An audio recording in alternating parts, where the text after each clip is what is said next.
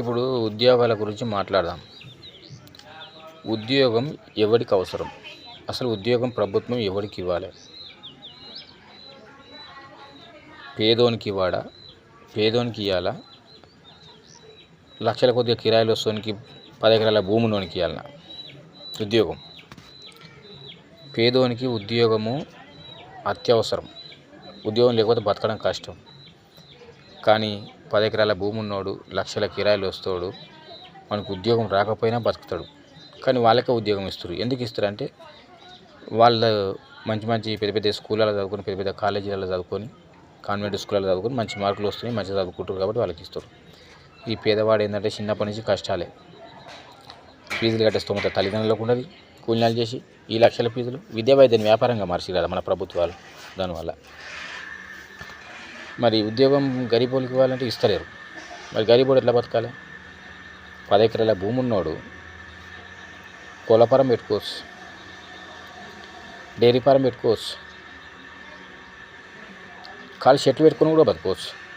ఓ 10 నిమ్మ చెట్లు, 10 మునిగ చెట్లు పెట్టుకున్నా కానీ కూరగాయలు ఆకుకూరలు కూడా బతుకోవచ్చు.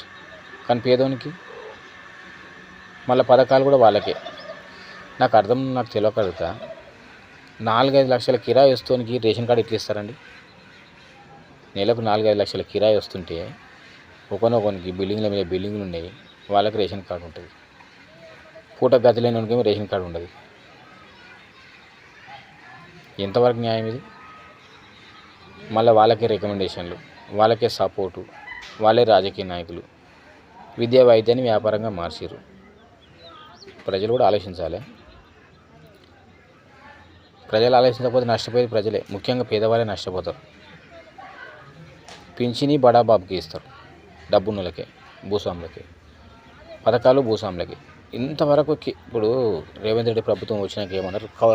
రైతు కూలీలకు, కౌలు రైతులకు, ఆటో కార్మికులకు కూడా ఇస్తున్నారు. కొంచెం ఏదో కొద్దిగా గొప్ప ఇచ్చిర్రా? మళ్ళీ ముందు భూస్వాములకే ఇచ్చారు.